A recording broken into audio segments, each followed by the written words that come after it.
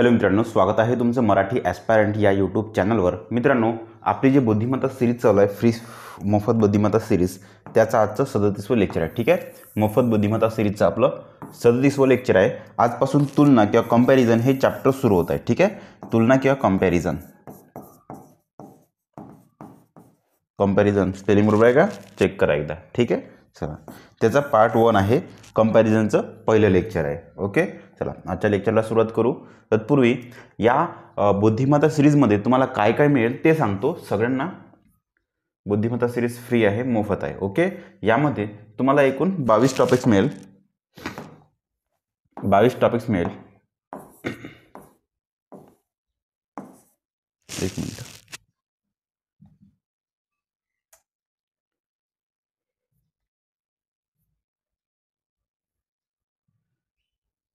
अरे यार काय झालेलं। ठीक आहे,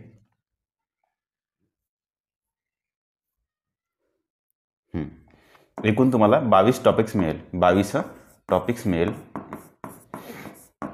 22 टॉपिक्सवर आधारित 70च्या आसपास लेक्चर्स मिळेल। ठीक आहे, 70च्या आसपास तुम्हाला इथे लेक्चर मिळेल। आतापर्यंत आपले कोणकोणते टॉपिक झाले ते सांगतो।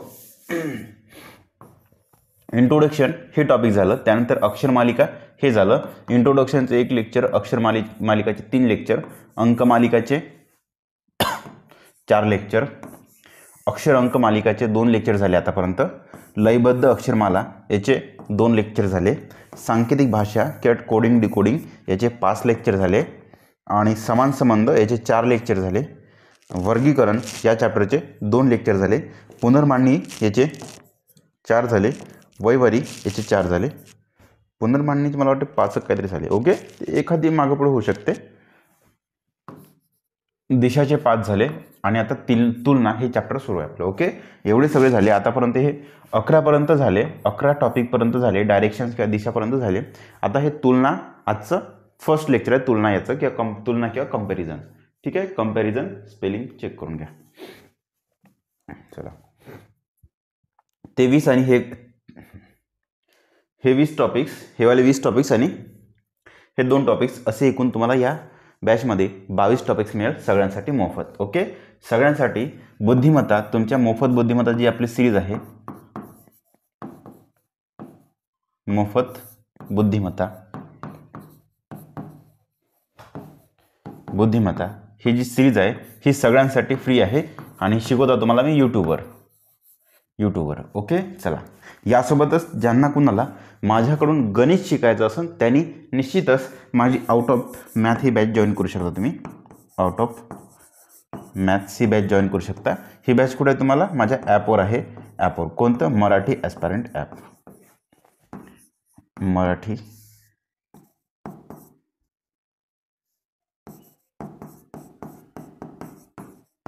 ॲस्पायरंट ॲपवर आहे। आता ॲप कुठून भेटेल तुम्हाला? कमेंट बॉक्समध्ये लिंक पिन केलेली आहे, किंवा आणि आपल्या डिस्क्रिप्शनमध्ये लिंक मी दिलेली आहेच, किंवा तुम्ही डायरेक्ट प्ले स्टोअरवरून डायरेक्ट इन्स्टॉल करू शकता। इन्स्टॉल केल्यानंतर ॲप लॉग इन करा। लॉग इन केल्यावर तुम्हाला एक स्टोअर नावाचं सेक्शन दिसेल, त्या स्टोअरवर क्लिक करा।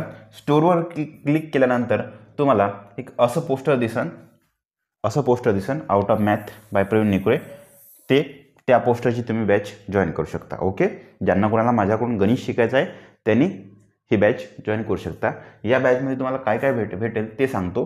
22 टॉपिक्स एकूण गणिताचे तुमचे 40 टॉपिक्स भेटेल। 40 टॉपिक्सवर आधारित मी 138 लेक्चर्स भेटेल। ठीक आहे, सगळे लेक्चर मी अपलोड केलेले आहे। सगळे लेक्चर अपलोड होऊ नये, सगळे तुम्हाला मिळून जाईल। ओके, चला, इथून 1 पासून तर 7 पर्यंत हे पूर्ण तुमचे बेसिक टॉपिक्स आहे। हे टॉपिक्स घेतले 1 पासून 7 पर्यंत, आणि 8 पासून तर 29 टॉपिक पर्यंत हे आहेत टॉप स्कोरिंग टॉपिक्स। सर्वात जास्त प्रश्न तुमचे इथून येईल। कुठून? या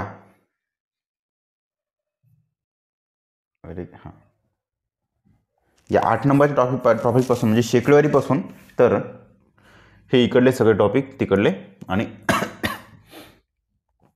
हे इथपर्यंत वैभव गुणोत्तरपर्यंत. ओके, इथपर्यंत तुमचे टॉप स्कोरिंग टॉपिक्स आहे.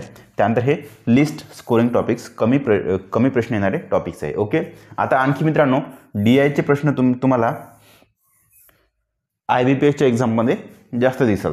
ओके, हे नोट करून घ्या. चला, इथपर्यंत झालं आपलं काम. आणि मी कोणकोणत्या एक्झाम क्रॅक केल्या? या 3 एक्झाम क्रॅक केल्या. ओके, पोस्टमन, MTS आणि तलाठी. याच्यामध्ये सगळे मार्क्स वगैरे तुम्ही चेक करून घ्या. हे टोटल मार्क्स आहे, हे टोटल मार्क्स आहे हे वाले. आणि इकडे हे घटकनिहाय मार्क्स सगळ्या ज्या एक्झाम मी पास झालो त्याचे हे घटकनिहाय मार्क्स आहे. ओके, चला, हे माझे फेल्युअर आहे, चेक करून घ्याल. चला, ओके, आता आपलं तुलना किंवा कंपॅरिझन याच्या चॅप्टरला प्रॉपरली आपण सुरुवात करू. माझी बाकी अदर लेक्चरप्रमाणे आधी माझी थेरी होईल. ठीक आहे, थेरी नंतर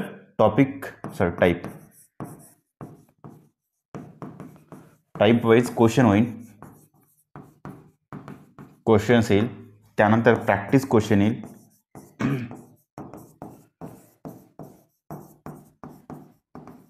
क्वेश्चन्स, त्यानंतर PYQ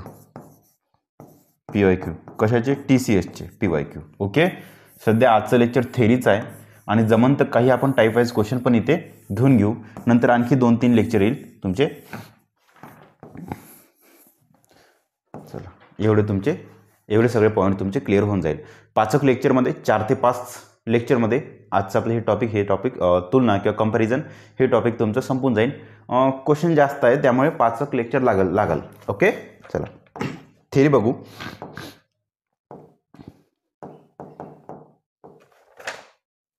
थोडं हँग होत आहे का?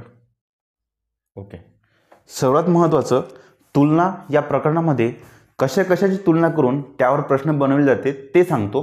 तुलना कशाची केली जाते ते सांगतो आधी. महत्त्वाचं, एक वजनाची तुलना केली जाते. वजन किंवा वेट तुलना केली जाते. आता वजन कसं आहे? व्यक्तीचं वजन आणि वस्तूंचं पण वजन. ठीक आहे, व्यक्तींचं किंवा वस्तूंचं वजन याची तुलना केली जाते. त्यानंतर व्यक्तींच्या उंचीची तुलना केली जाते. उंचींची तुलना केली जाते. यामध्ये व्यक्तींची उंची किंवा वस्तूंची उंची किंवा एखाद्या इमारतीची उंची. ठीक आहे, इमारतीची उंची इत्यादी प्रकारची इथे तुलना केली जाते. व्यक्ती, वस्तू किंवा इमारत. ओके, चला, त्यानंतर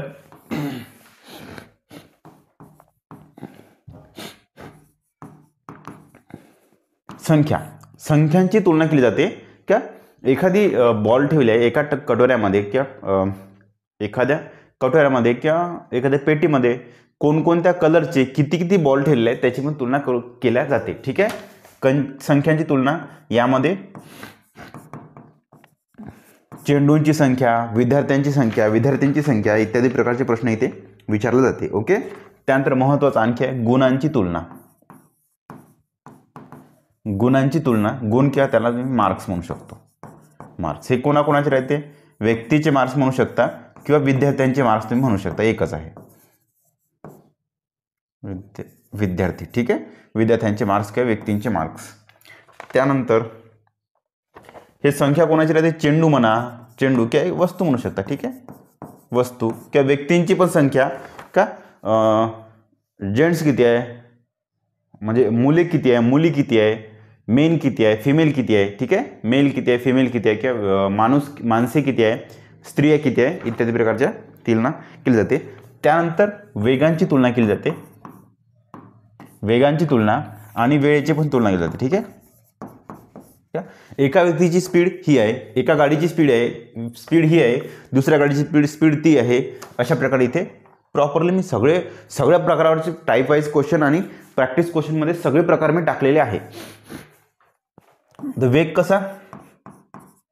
गाडीचा वेग असतो, व्यक्तीचा वेग आणि काम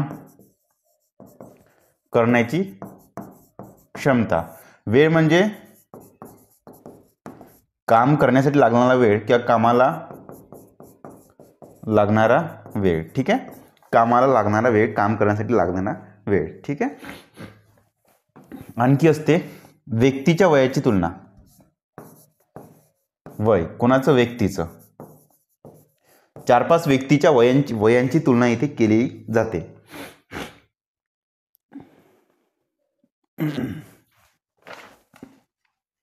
आणखी एक प्रकार पडतो याच्यामध्ये,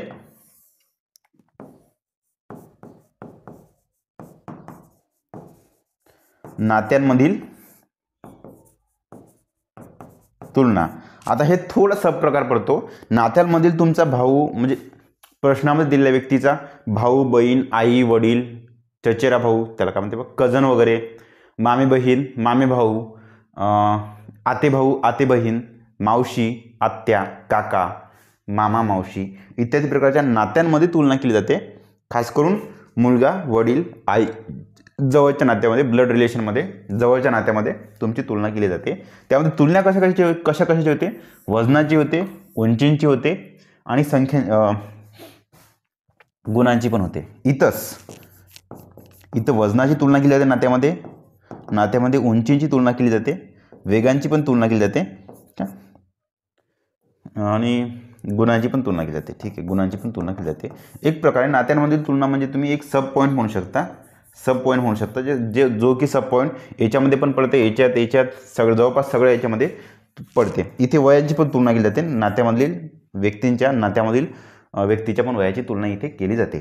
ओके. चला, आता आणखी महत्त्वाचं आहे थेरीमध्ये सांगण्यासारखं एक आणखी महत्त्वाचं आहे. तुलना म्हणजे एक तुम्ही शब्द पाहता, चहापेक्षा लहान, चहापेक्षा मोठा. लिहा IMP. चहापेक्षा लहान,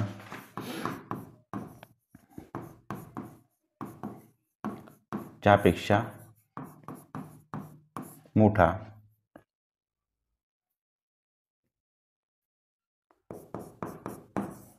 च्या बरोबर,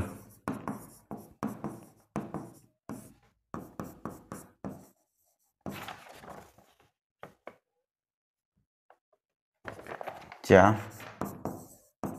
पेक्षा मोठा किंवा समान, त्यापेक्षा लहान किंवा समान. ठीक आहे. यालाच तुम्ही म्हणतात त्यापेक्षा लहान म्हणजे लेस दॅन. लेस दॅनचे स्पेलिंग पहा. ठीक आहे, लेस दॅन, नंतर ग्रेटर दॅन,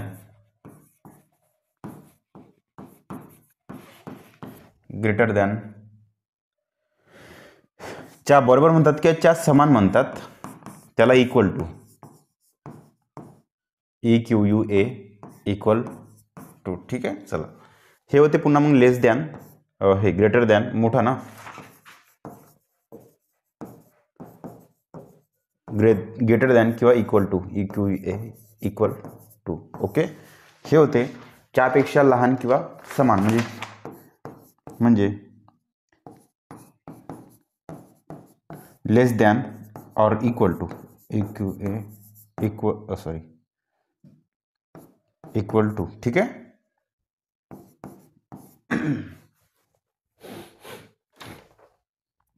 आता च्यापेक्षा लहान म्हणजेच काय मित्रांनो, तर याचा अर्थ होते जो लहान आहे त्याच्याकडे तोंड. याला तुम्ही असं म्हणू शकता, ए हा बी पेक्षा मोठा, ए हा बी बरोबर किंवा बी समान, बीच्या समान आहेत. आणखी ए हा बी पेक्षा मोठा किंवा समान, तसंच ए हा बी पेक्षा लहान किंवा समान. असं जर असेल तेव्हा मित्रांनो, ज्याला लहान दाखवत आहे ना त्याच्याकडे ॲरो, ज्याला मोठं दाखवायचं आहे त्याच्याकडे मोठा ॲरो. ठीक आहे. ज्याला लहान दाखवायचं आहे त्याच्याकडे हा छोटावाला ॲरो, निमुळता ॲरो म्हणजे बारीक बारीक होत जाणारा ॲरो. ज्याला मोठं दाखवायचं आहे त्याला हे मोठं तोंड. ओके. चला, आता हे बी पेक्षा मोठा आहे. कोण आहे? ए मोठा आहे ना, याचा अर्थ ए कडे मोठं चिन्ह द्यायचं आणि बीला मग लहान चिन्ह द्यायचं. ठीक आहे. याचा अर्थ काय होते? ए हा बी समान आहे म्हणजे काय नाही, समान म्हणजे काय नाही, एक मधाचं बरोबरचं चिन्ह टाकून द्यायचं. ए बरोबर बी, ए बरोबर बी. ओके. त्यानंतर ए हा बी पेक्षा मोठा किंवा समान. कोण? ए हा बी पेक्षा मोठा. कोण मोठा आहे? ए. चला, किंवा समान पण आहे म्हणजे हे समानचं दोन चिन्ह, हे एक बरोबर आणि हे एक बरोबर असं पण टाकायचं. ओके. त्यानंतर ए हा बी पेक्षा लहान किंवा समान. ए हा लहान म्हणताय, ठीक आहे, मग ए कडे लहान टोक द्यायचं, किंवा समान पण म्हणताय मग समानचं हे पण टोक द्यायचं. ओके. चला, आता तुम्ही हे असं पण लिहू शकता, हे असं पण लिहू शकता, किंवा त्यालाच बी कडे मोठं चिन्ह आणि ए कडे लहान चिन्ह असं पण लिहू शकता. हे असं पण लिहू शकता, किंवा त्यालाच बी कडे लहान चिन्ह आणि ए कडे मोठा चिन्ह असं पण लिहू शकतात. ए बरोबर बी किंवा बी बरोबर ए हे दोन्ही पण सेमच आहे. याला तुम्ही असं पण लिहू शकता, किंवा बी आधी लिहून नंतर ए लिहू शकता, आणि बी कडे छोटं टोक आहे ना म्हणून बी कडे छोटं टोक असं लिहू शकता. ओके. याला कसं लिहू शकता? बी आणि ए. आता ए कडे लहान टोक आहे ना म्हणून ए कडे लहान टोक द्यायचं. ओके. चला, असं पण लिहू शकता. हे आणि हे दोन्ही पण सेम आहे. याच्या बाजूनं जे लिहिलं मी त्याचा अर्थ सेमच होतो. ओके. चला, एवढं झालं महत्त्वाचं. तुलनामध्ये तुम्हाला जेवढी थेरी द्यायची होती, गरजेची होती, कामाची होती, तेवढी सगळी आपण थेरी केली आहे कंप्लीट तुमची. आता इथे टाईपनुसार क्वेश्चन बघू, टाईप वाईज क्वेश्चन बघू. ठीक आहे. चला, प्रत्येक एक टाईप तुमच्याकडून डिस्कस केला जाईल. थेरी झाली, आता type wise question. Type wise question. Okay. चला, टाईप 1 बघा, तुलना किंवा कंपॅरिझन. याचा टाईप 1 बघा. ए चे वजन बी पेक्षा अधिक आहे. इथे वजनाची तुलना झाली. ए चे वजन बी पेक्षा अधिक आहे. मग काय म्हणते? सी चे वजन डी पेक्षा कमी आहे. ठीक आहे. ए चे वजन डी पेक्षा अधिक व बी पेक्षा कमी आहे. ओके. ठीक आहे. ए आणि बी दोघांची तुलना करायची आहे.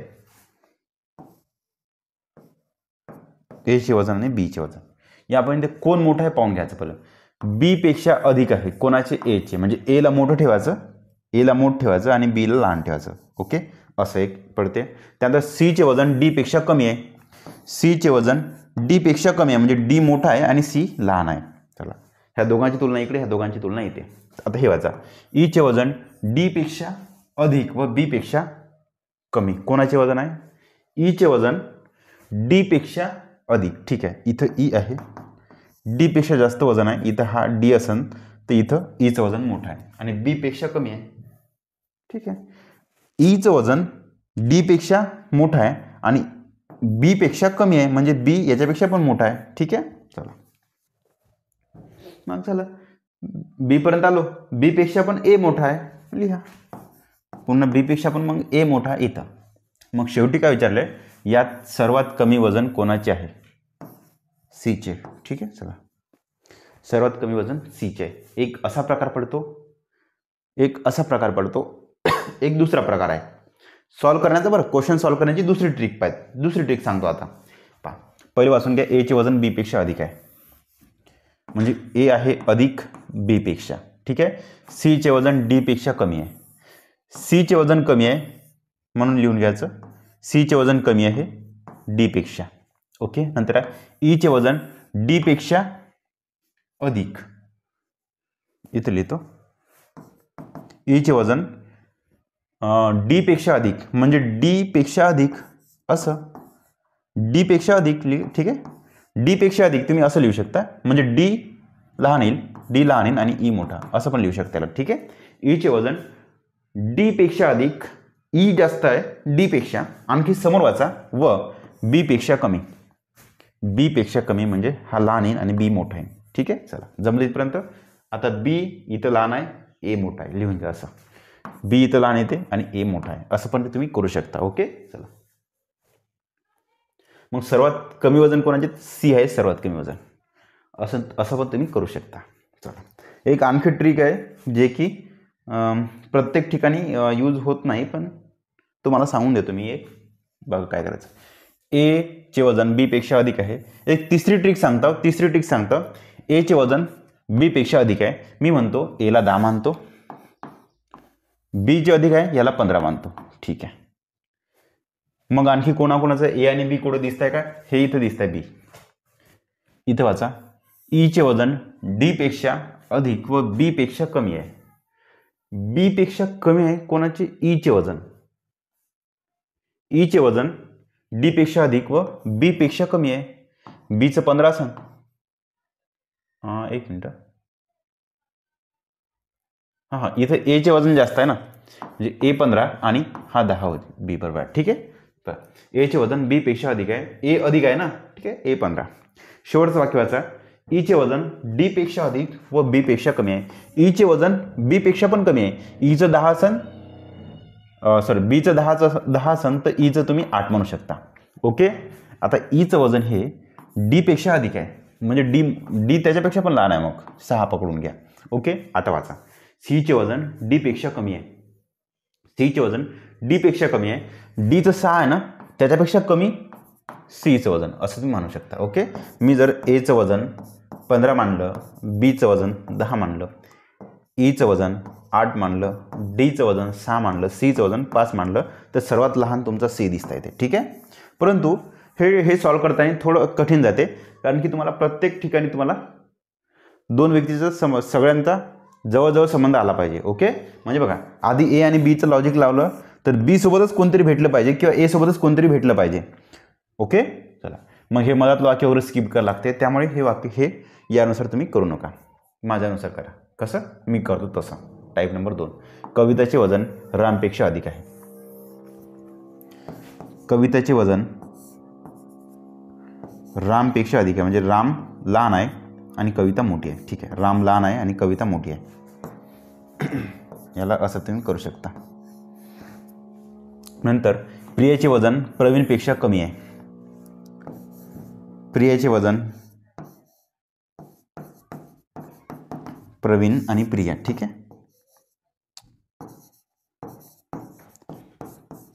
प्रियाचे वजन प्रवीणपेक्षा कमी आहे, म्हणजे प्रवीण इथं मोठा आहे आणि प्रिया लहान आहे. ठीक आहे.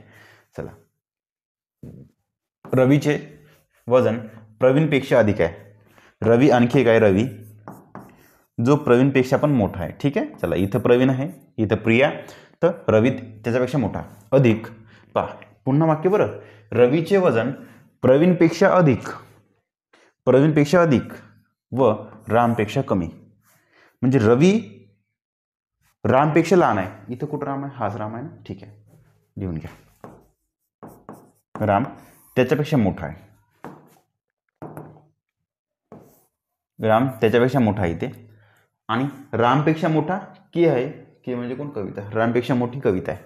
ठीक आहे. तिच्यापेक्षा मोठी कविता. मग तुम्हाला काय विचारलं? तर सर्वात जास्त वजन कोणाचे? कोण दिसतं सर्वात जास्त वजन? तर कविता. ठीक आहे. कविता सर्वात जास्त वजन आहे. कविताचे वजन सर्वात जास्त आहे. चलो, आन्सर तुमचं कविता. नेक्स्ट, रवींद्रचे प्राप्तांक नेहापेक्षा जास्त आहे.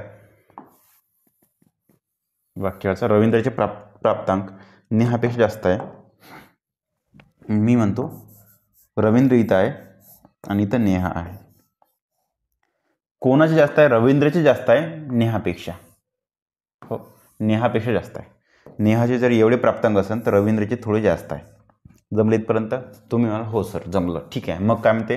हर्षचे प्राप्तांक राकेशपेक्षा जास्त आहे. हा रवींद्र आहे, लिहून घेतो ते रवींद्र. मग इकडे घ्या, हर्षचे प्राप्तांक प्राप्तांक म्हणजे गुण. म्हटलं तुम्हाला गुणांची तुलना, व्यक्तींच्या गुणांची तुलना. राकेश एवढे आहे. ठीक आहे, राकेश एवढे आहे. इथं लिहितो मी राकेश.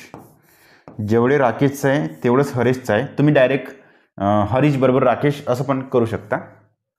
त्यानंतर राहुलचे प्राप्तांक दिव्यापेक्षा कमी आहे. ठीक आहे, राहुलचे दिव्यापेक्षा कमी आहे. इकडे लिहितो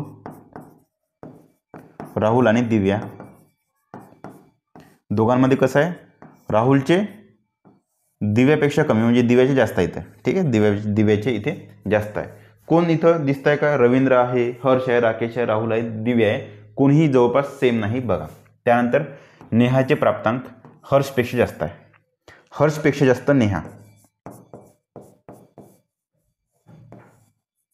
इथं हर्ष आणि ह्या दोघांचे समान समान आहे ना, ह्या दोघांचे समान समान आहे, राकेश आणि हर्षचे. नेहाचे हर्षपेक्षा जास्त लिहिलं आपण, हर्ष आणि नेहा. आणखी कोण जो सोबत दिसते का पहा, हे नेहा आहे, हे नेहा, हे वाली नेहा. नेहा आता नेहापेक्षा रवींद्रचे जास्त आहे, लिहून घ्या. रवींद्रचे नेहापेक्षा पण जास्त आहे. झालं हो. मग काय म्हणते आहेत, दिव्याचे प्राप्तांक राकेशपेक्षा कमी. हा राकेश आहे, राकेशपेक्षा कमी दिव्या. दिव्या राकेशपेक्षा कमी आणि दिव्यापेक्षा बघा, हे ह्या दोघांचा विचार केला तर दिव्यापेक्षा राहुल कमी दिसत आहे. मग दिव्यापेक्षाही राहुल कमी आहे. तर सर्वात कमी प्राप्तांक कोणाचे, सर्वात कमी कोण दिसत आहे हे पण मोडून टाका. हा एकटा राहुल. ओके चला राहुल.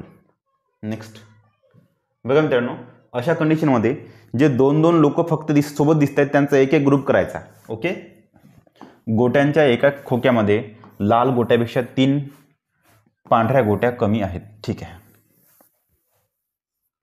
गोट्यांच्या एका खोक्यामध्ये, गोट्यांचा एक खोका आहे त्याच्यामध्ये लाल गोट्यापेक्षा, मी म्हटलं होतं संख्या कशा कशाची, गोट्यांची संख्या, व्यक्तींची संख्या, विद्यार्थ्यांची संख्या, म्हणजे त्याच्यामध्ये मेल फिमेल वेगळे किंवा विद्यार्थी आणि विद्यार्थिनी, गर्ल्स अँड बॉईज, स्टुडंट वगैरे, अशा प्रकारे तुम्हाला तुलना करायला लावते ते. ठीक आहे एक्झामिनर. लाल गोट्यापेक्षा 3 पांढऱ्या गोट्या कमी आहेत. ठीक आहे, मी म्हणलं लालला L गोट्या असन, यापेक्षा 3 कमी म्हणजे त्याच गोष्टी पांढऱ्या होऊन जाईल तुमच्या. ठीक आहे चला. आणि हिरव्या गोट्यापेक्षा 5 पांढऱ्या गोट्या जास्त आहे. हिरव्यापेक्षा 5 जास्त पांढऱ्या गोट्या. ठीक आहे जास्त आहेत. तर त्या खोक्यात एकूण 10 पांढऱ्या गोट्या असतील. P for 10. ठीक आहे, पांढऱ्या गोट्या असतील. तर खोक्यातील एकूण गोट्या किती. ठीक आहे, एकूण गोट्या किती, तुम्हाला ते L काढायचं आहे आणि H काढायचं आहे, बस झालं. आणि पांढऱ्या तर गोट्या ऑलरेडी 10 दिलेच आहे. पाहिली तुम्ही इथं पांढऱ्या गोट्या 10, H माहीत नाही आणि लाल पण माहीत नाही. या समीकरणावरून, या पहिल्या समीकरणावरून तुमच्या L निघते, दुसऱ्या समीकरणावरून H निघते. ठीक आहे, हे बघ बरोबर P आहे ना, म्हणजे 10 आहे त्याचा अर्थ. L - 3 = 10. इथून L निघते 10 + 3 म्हणजे 13. L निघले 13. या समीकरणावरून तुम्ही H निघते, H + 5 = 10. तर H = 10 - 5 5.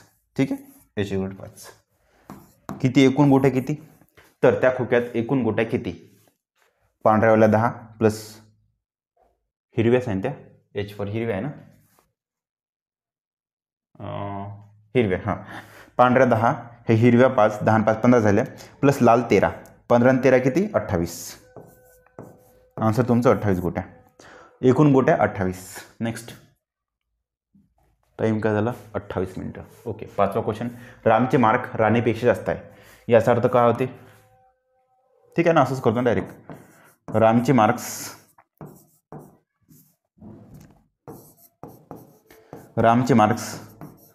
राणीपेक्षा जास्त आहे, म्हणजे रामचे जास्त आहे राणीपेक्षा, राणी कमी आहे. चला, हे वाक्य तुम्ही सॉल्व केलं. त्यानंतर राणीचे मार्क्स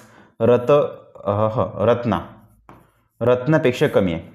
राणीचे मार्क्स रत्नापेक्षा कमी आहे. ठीक आहे, ह्या दोघांचा विचार केला. पुन्हा मग रत्नाचे राणीपेक्षा जास्त आहे. ओके, पाहून घेऊ. सध्या रत्नाचे मार्क्स रामपेक्षा जास्त आहे.